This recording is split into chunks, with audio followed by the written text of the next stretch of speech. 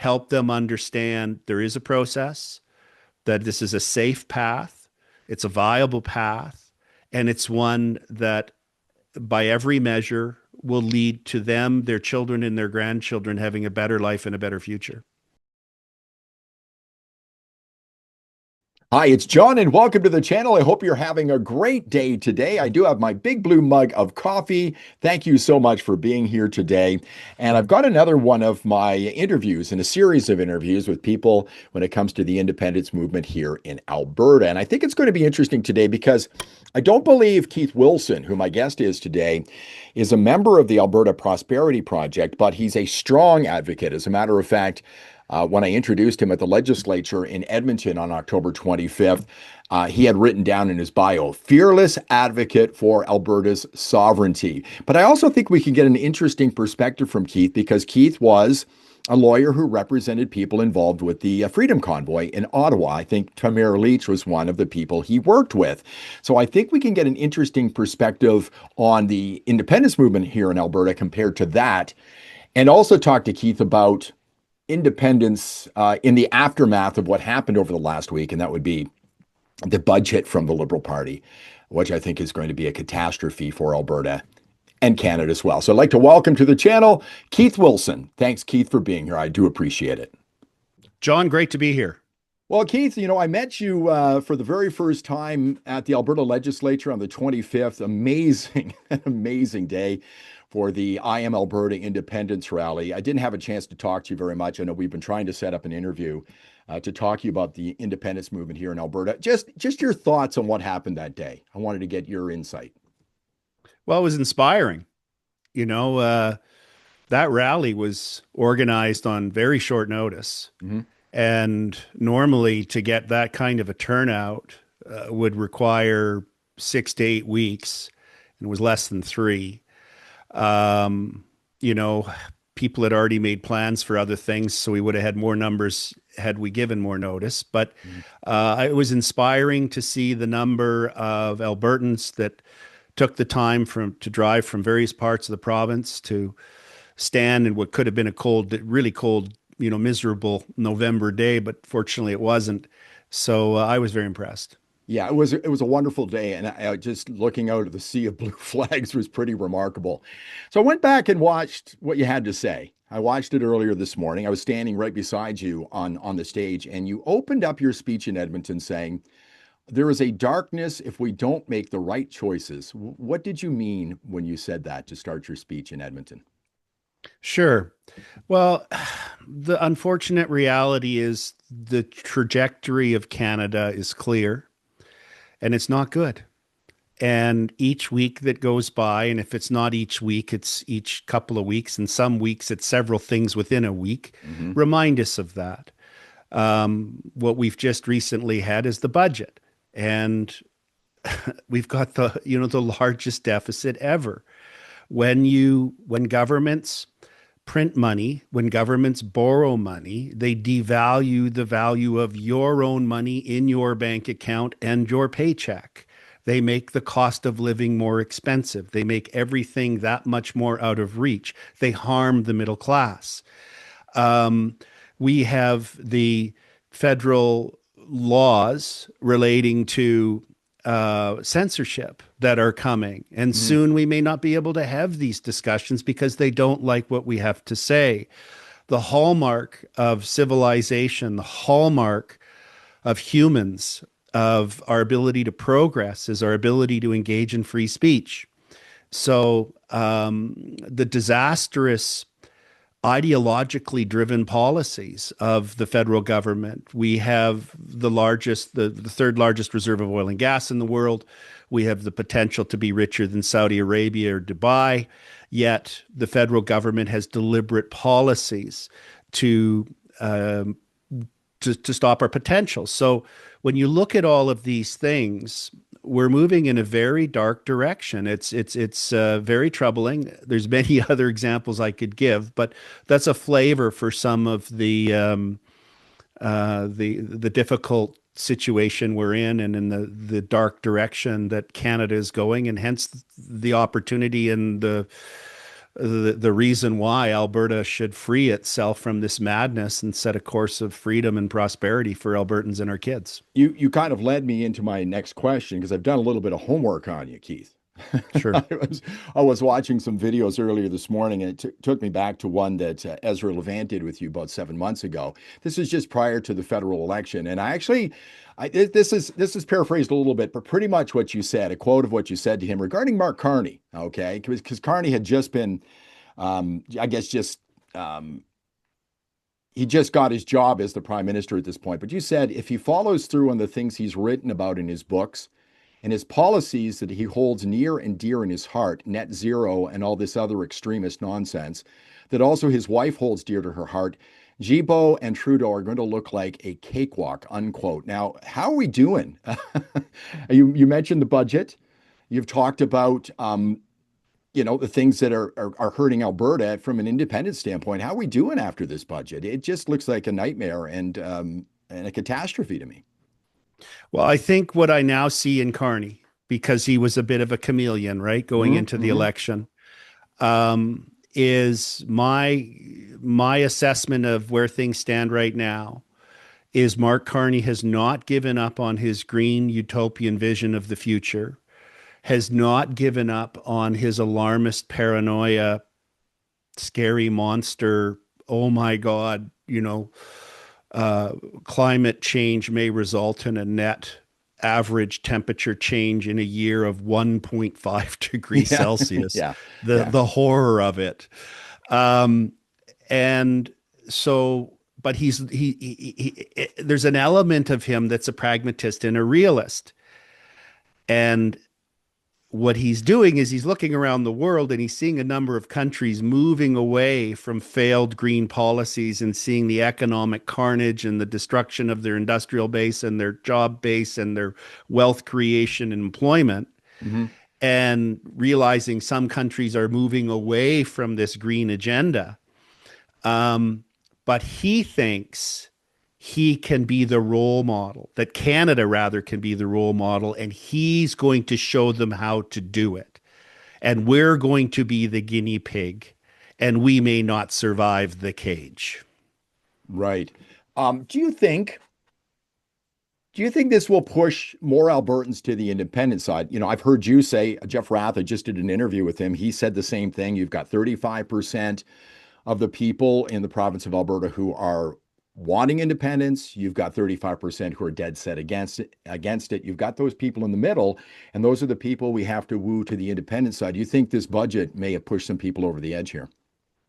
I don't know yet, because budgets always take some time to have impact. It's unless there's immediate tax increases or immediate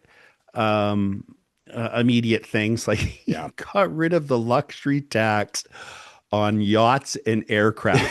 And I know that's what all my neighbors are talking about, their biggest concern. Like, give me a break. Well, to the liberals, groceries are a luxury, and we have to pay a lot more for them, but it didn't. It's part of our sacrifice for the privilege of having them govern us. Sacrifice, yeah. Right. And so it's critically important.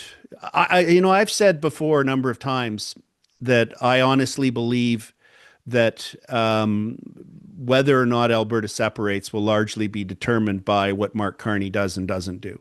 And I'm now convinced that he is still the Mark Carney of the Book of Values, and that he is going to have disastrous policies.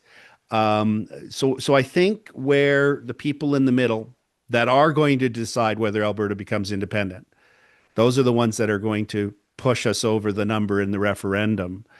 The more bad things that Carney and his Liberal government do that bring the harms closer to home and impact families, the more people are going to say, what's really going on here? And is there an alternative path available? And that's where those of us in the independence movement have to be there for them and not shout at them, not call them dummies, not say it's obvious, but rather help them understand there is a process, that this is a safe path. It's a viable path, and it's one that, by every measure, will lead to them, their children, and their grandchildren having a better life and a better future. I've said here on my channel many times before, and I've got family that live out in Ontario. Yeah, I don't want things to go south for them when it comes to being in Canada, but I've said that Canada's demise will result in Alberta's rise. Do you think there just has to be a little more pain in the rest of the country, which will result in more pain here in Alberta before people finally catch on? Well, it depends. If you're asking me, are you asking me if the people in Ontario are going to catch on that they actually need Alberta? Well, you know what? I don't know whether they do. I don't think people. I'm from Ontario, Keith, and I never understood Alberta until I moved here. And it became quite evident to me quite quickly. This was a different place. This is a whole different mindset, the people who live here. And I don't think the people in Ontario do understand what we're about out here. I don't think they understand why we would want to leave. I don't think they understand in Ontario how important Alberta's money is to their province and to the country. I really don't. I believe that to be true. I believe all Yeah. those things to be true. Yeah. I've observed that myself. So, I think the reality is it doesn't matter. The people in the other parts of the country are just going to mosey along with their lives. And it's really the driver is going to be how Albertans feel about the options that are before them. Hmm. Hmm. I'm wondering, I was thinking about this morning. I think you're very proud of the fact that you represented people with the Freedom Convoy. I think Tamara Leach was one of those people. And I was wondering if you had a different insight on the independence movement out here, because I see some similarities here. I was very much on the side of the convoy, but there was like a demarcation point between the people who believed in the Freedom Convoy and those who didn't. I mean, they were vehemently opposed to the Freedom Convoy. Do you see a similar thing like that when it comes to people who are against the independence movement here? Because the people I saw at the Alberta legislature, they're in 100%, but then there's the other side that are, well, almost angry and insulting to the rest of us who think we want something differently. Do you feel that way as well? Oh, for sure. I mean, we're Yeah. polarized, right? I mean, that's a Yeah, phenomenon of the modern era and very much around the so. Yeah. world. The tribalism that we see, and the the lack of people in the middle, and everybody kind of picking a jersey, and vehemently so. One of the things that was unique about the Freedom Convoy protest in Ottawa, and all the people who supported it across the country, who came out and lined the highways and the overpasses, that was not organized. Yeah. That was individuals spontaneously making the decision that they wanted to go down and support the convoy and encourage them.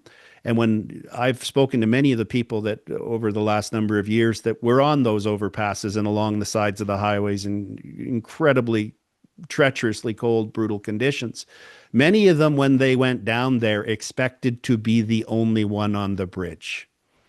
And they got there and there was thousands, Yeah. right? Yeah. So, but where I see a parallel is one of the things that I observed firsthand through my work assisting and representing the leaders of the Freedom Convoy on the ground, as I was during the 3-week protest in Ottawa, was why did it function so well internally and logistically?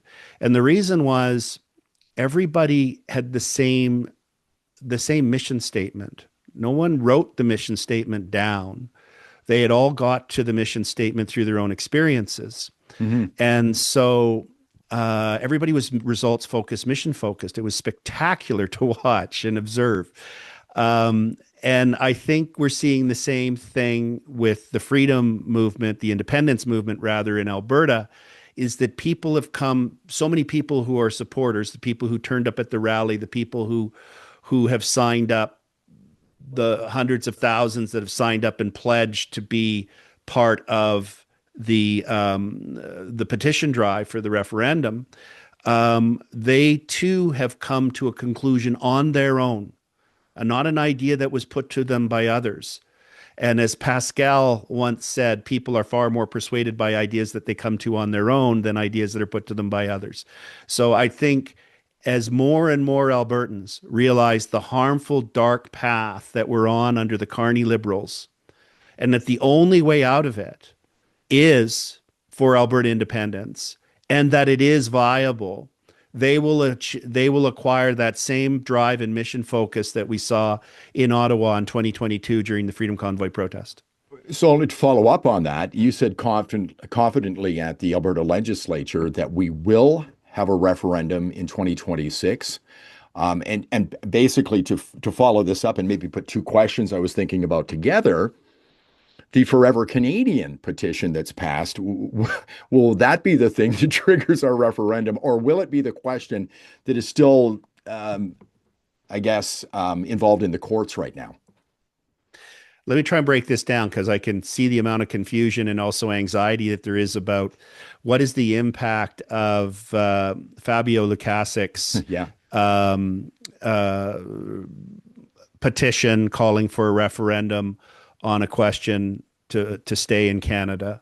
What is the implication of the current court case where the chief electoral officer is asking the court to review the constitutionality of the referendum petition question prepared by the Alberta Prosperity Project, the interplay between the Citizens Initiative Act, which both the Lukaszuk Group and Alberta Prosperity Project are utilizing, the Referendum Act that the province and the Premier would use to actually call a referendum, and the Federal Clarity Act.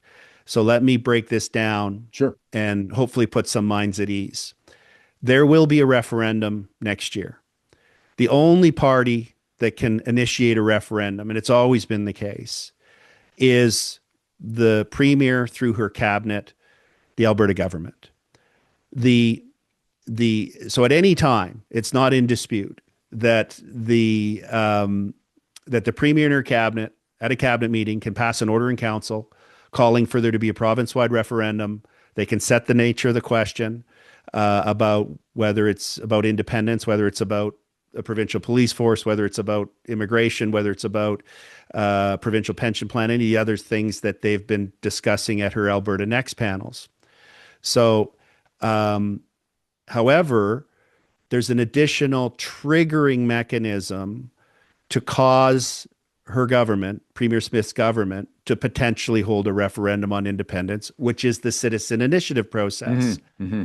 But whoever goes through that pathway, whether it's Lukaszuk and the Forever Canada crew or the independence group through Alberta Prosperity Project, at the end of the day, what both of them do is cause the Premier and her cabinet to say, all right, are we holding a referendum?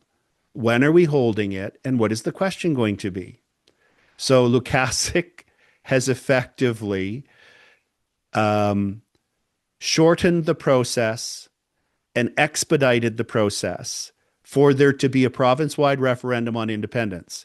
Thank you very much, Thomas Lukaszuk. He did not think this through. It's quite remarkable. Yeah.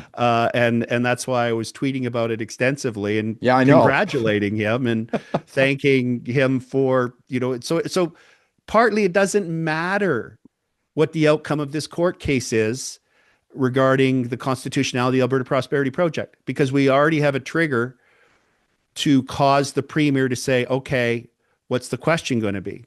Now, when she goes to phrase the question in her cabinet and the league constitutional lawyers at Alberta Justice advise the cabinet, they're invariably going to say, well, it has to be a legally valid question that you put to the referendum, which means it has to comply with the Federal Clarity Act.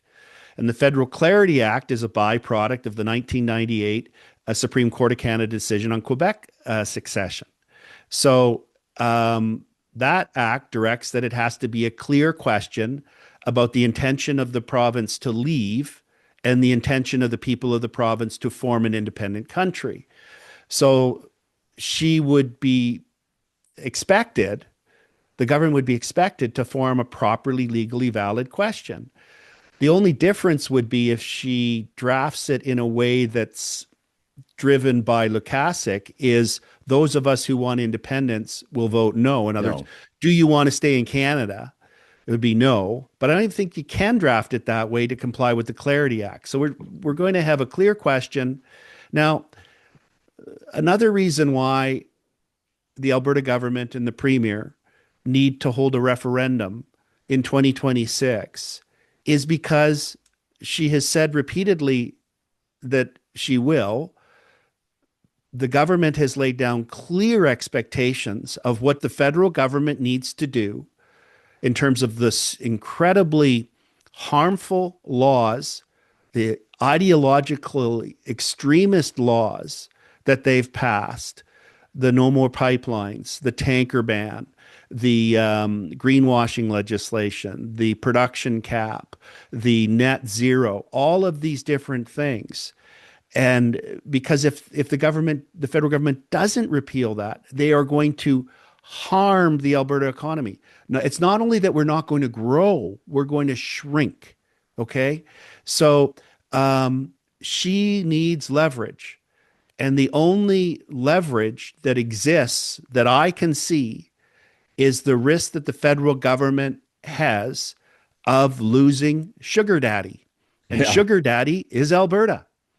Alberta generates the most amount of wealth and taxable income and tax revenue of any province in Canada. The auto industry is not significant compared to the wealth. Everybody thinks, oh, the auto industry. That's an Ontario-centric view that doesn't hold up to the facts. Right. Yeah. I have about 8 minutes left here. I don't expect you to get into Danielle Smith's head. I talked to Jeff Rath. I asked him the same question. Does the Forever Canadian thing trigger a referendum? He basically said yes. You said we are going to have a referendum in 2026. Why doesn't Danielle Smith just do it? I just don't understand. And as I said to Jeff, I'm getting a little impatient with the lady. And I like Danielle Smith. Well, I'm going to guess. Okay, I well, that's think fine. because she's very intelligent Hmm. and she realizes and she's situationally aware and she realizes right now if we hold the vote, it's not going to pass. And she realizes there's that middle third, right? We've got the third that are going to vote for independence even if you kidnap their dog or their cat. Yeah, We've got the third that are never going to vote for independence, even if you gave them a brand new electric vehicle and $1 million. yeah. And then you got the third in the middle that they're going to decide success. And those third in the middle are going to be cautious by nature. They are. And they're going to have wanted, before they're going to be prepared to vote yes or to vote to become independent, they're going to need to be satisfied, deeply satisfied, that the premier of the province exhausted every single viable avenue to cause the federal government to take its knee off our neck and stop the federal government from robbing our children and grandchildren of their future. They're going to need that. Of course, the third of us that it's clear that that's where she could go, we're like frustrated. Yeah. Go now. Well, why go now? You know, it'd be like the kids anxious for us to get the vacation going and, you know, drive them to the lake, to the beach. And we know we don't have enough gas in the car to make So it to the beach. we It need a little doesn't more matter how patience. enthusiastic those kids are. We're going to have to stop and get gas. We Yeah. got to get more people on board. So I Okay. think it's why I could be wrong about the premier's motivation, Right. but Right. I believe that the course she's taking is the right one. I think if she moves too quickly, that we won't achieve the goal of independence. And my hope is that, in fact, that the referendum isn't in the spring. My hope is that in the fall, because I think we've got a lot of work to do. A lot of Albertans have important questions that still need to be answered. Correct me if I'm wrong. Are you suggesting that maybe she's trying to make it easier for us to get a win on this? I don't think it's that. No, I wouldn't No. phrase it that Okay. way. Okay. I Yeah. think Yeah. I think that no, but seriously, Yeah. John, I I think understand. Yeah. that she wants what's best for Alberta, and she's prepared. This is my assessment of things. She's prepared to have that be a reset in the relationship between Alberta and the rest of Canada that's fair to Alberta, that allows us to be prosperous, that allows us to continue to contribute to the four other provinces that we provide 20% of their provincial revenue to: Manitoba, Nova Scotia, New Brunswick, and PEI. But I think she's also prepared not to sacrifice Alberta's future and just let the Laurentian elite and the Ottawa ideologues harm us. Yeah. So she's picking the most sensible path forward to maximize the chances with both options. Yeah. That's my read of what's happening. I think what I'm hearing you say is she's trying to exhaust all the possibilities to remain within Canada before she thinks about being without Canada. I think that's probably where you're going. So I appreciate that. So I just got to wrap things up here, but is there anything you'd like to add? Is there anything that people are missing when it comes to the independence movement out here that's not talked about very much? Can you think of anything like that? Well, yeah, I think what all of us have to do who are supportive of independence is help inform others. It's remarkable to me. Maybe it's because I have an undergraduate degree in political science. I worked in government for 9 years, and I've done all these other things in my career. But people really don't understand the basics. They think crown land means federal land. They don't realize that Alberta owns all the land and owns all the minerals. Hmm. They don't understand that the federal government actually doesn't do anything for hospitals. There's not a single doctor, single hospital, or single hospital bed of the federal government. Most of what happens around you in your daily life in Alberta is done by the Alberta government or your municipal government. Yes. And just help people understand how this really isn't as scary as it might sound. It's going to be not that difficult for the Alberta government to take over the few functions that the federal government currently administers in our lives, and we're probably going to be able to do a better job. We're not going to be the disaster like they've been with administering our Canadian Armed Forces and how they've gutted that. So just at every turn, try and help people around you who aren't yet decided and would not yet vote for independence as to why they should. Okay. Yeah. Keith, I didn't touch on everything I'd like to touch on today. I hope I can have you back again real soon. I appreciate what you're doing. I appreciate your clarity on this as well. It's so nice to be able to talk to all the people and some of the big names when it comes to the independence movement here in Alberta. All the best to you. And again, let's get you on again real soon to talk more, because there's so many more things to chat about when it comes to how we move forward towards independence here in Alberta. Thank you. Thank you very much, John. I appreciate the opportunity. If you like the video, please give it a thumbs up, subscribe to the channel, ring the bell for notifications. I will see you in the next one.